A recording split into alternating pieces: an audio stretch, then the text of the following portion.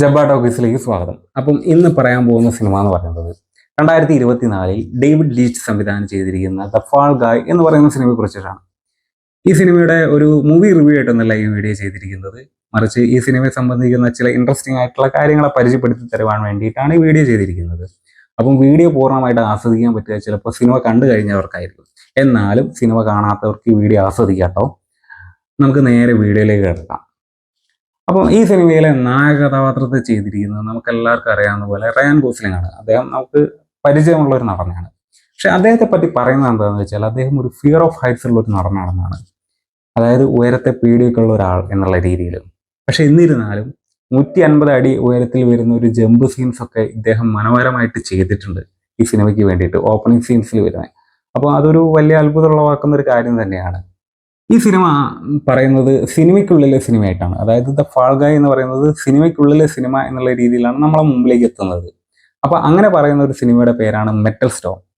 യഥാർത്ഥത്തിൽ 1983 metal Storm എന്ന് പറയുന്ന ഒരു സിനിമ പുറത്തിറങ്ങിയിട്ടുണ്ട്. അതിൻ്റെ ടാഗ് ലൈനാണ് it's A high noon at the edge of the universe. 1983 ഇറങ്ങിയ മെറ്റൽ സ്റ്റോമിൻ്റെ അതേ ടാഗ് ലൈൻ തന്നെയാണ് ഫാൾ ഗായ് എന്ന് പറയുന്ന മെറ്റൽ സ്റ്റോം സിനിമയിലും ഉപയോഗിച്ചിരിക്കുന്നത് എന്നുള്ളൊരു സാമ്യം, ഒരു നുറുങ്ങ് പോലെ നമുക്ക് പറയാം. ഇതിൽ റയാൻ ഗോസ്ലിംഗ് ചെയ്തിരിക്കുന്ന ഒരു ക്യാരക്ടർ എന്ന് പറയുന്നത് ഒരു ബോഡി ഡബിൾ അല്ലെങ്കിൽ ഒരു സ്റ്റൺസ്മാന്റെ വേഷമാണ്. യഥാർത്ഥത്തിൽ റയാൻ ഗോസ്ലിംഗിന് 4 ബോഡി ഡബിൾ ഉണ്ടെന്നാണ് പറയപ്പെടുന്നത്.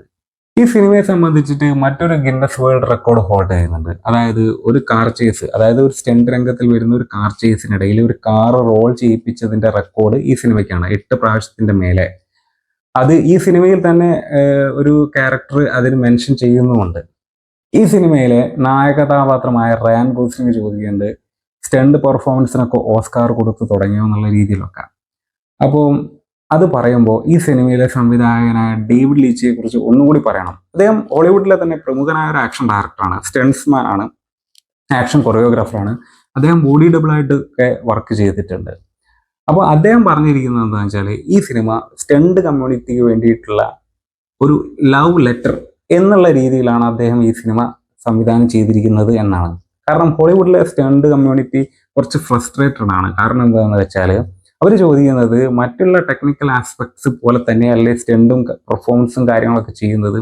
അപ്പോൾ എന്തുകൊണ്ട് ഓസ്കാർ നൽകിക്കൂടാ, അല്ലെങ്കിൽ ഓസ്കാർ നോമിനേഷൻ പോയിക്കൂടാ എന്നുള്ള രീതിയിലൊക്കെയുള്ള ഒരു ഫ്രസ്ട്രേറ്റഡ് ആയിട്ടുള്ള കാര്യങ്ങൾ അവരുടെ ഇടയിലുണ്ട്.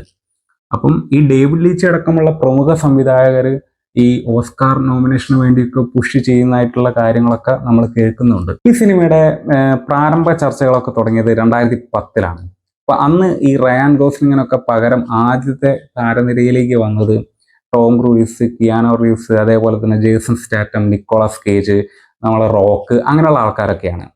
പിന്നീടാണ് ഇത് റയാൻ ഗോസ്ലിംഗിലേക്കൊക്കെ എത്തിച്ചേരുന്നത്. റയാൻ ഗോസ്ലിംഗ് ഇതിൽ ചെയ്തിരിക്കുന്ന ക്യാരക്ടർ എന്ന് പറയുന്നത് ഒരു സ്റ്റൺസ്മാന്റെ വേഷമാണെന്ന് പറഞ്ഞല്ലോ.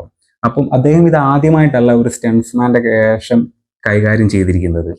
2011 പുറത്തിറങ്ങിയ ഡ്രൈവ് എന്ന് പറയുന്ന ഒരു ഹോളിവുഡ് സിനിമയിലും അദ്ദേഹം ഇതേപോലെയുള്ള ഒരു സ്റ്റൺസ്മാന്റെ വേഷം തന്നെയാണ് കൈകാര്യം ചെയ്തിട്ടുണ്ടായിരുന്നത്. ഇത്തരം കാര്യങ്ങളാണ് വീഡിയോ അവസാനിക്കുമ്പോൾ പറയാനുള്ളത്. അപ്പം ഞാൻ പറഞ്ഞു ഒരു ഗിന്നസ് വേൾഡ് റെക്കോർഡ് ഈ സിനിമയ്ക്ക് ഹോൾഡ് ചെയ്തിട്ടുണ്ട് എന്നത്. അത് ഏത് സിനിമയുടെ റെക്കോർഡ് തകർത്തിട്ടാണ് ഈ സിനിമ നേടിയെടുത്തതെന്ന് നിങ്ങൾക്ക് കമന്റ് ചെയ്യാമോ? അതേപോലെ തന്നെ മറ്റൊരു കൗതുകത്തിന് വേണ്ടി ചോദിക്കുന്നതാണ്, ഒരു പക്ഷേ ഈ സിനിമയിൽ റയാൻ ഗോസ്ലിംഗ് അല്ലായിരുന്നെങ്കിൽ, ആദ്യമേ പരിഗണിച്ച താരങ്ങളൊക്കെ ആയിരുന്നെങ്കിൽ, കിയാനോ റീവ്സ്, ടോം ക്രൂയിസ്, അങ്ങനെയുള്ള ആൾക്കാരൊക്കെ ആയിരുന്നെങ്കിൽ നിങ്ങൾ ആരെ ചൂസ് ചെയ്യായിരുന്നു? എൻ്റെ സെലക്ഷനിലാണെങ്കിൽ ഞാൻ ചൂസ് ചെയ്യുക ടോം ക്രൂയിസ് ആയിരുന്നു. കാരണം എന്താ വെച്ചാൽ ഇതൊരു വെറും ആക്ഷൻ കോമഡി അല്ലല്ലോ, കുറച്ച് റൊമാൻസും കൂടി കയറി വരുന്നുണ്ടല്ലോ. അപ്പം റൊമാൻസിന് പറ്റിയ ഒരാൾ ടോം ക്രൂയിസ് ആണ് എന്നാണ് ഞാൻ വിചാരിക്കുന്നത്. അപ്പം നിങ്ങളുടെ ഭാവനയ്ക്ക് അനുസരിച്ച് ആരാണെന്ന് കമന്റ് ചെയ്യൂ. മറ്റൊരു വീഡിയോയുമായി ജബ്ബ ടോക്കീസിൽ വീണ്ടും കാണാം.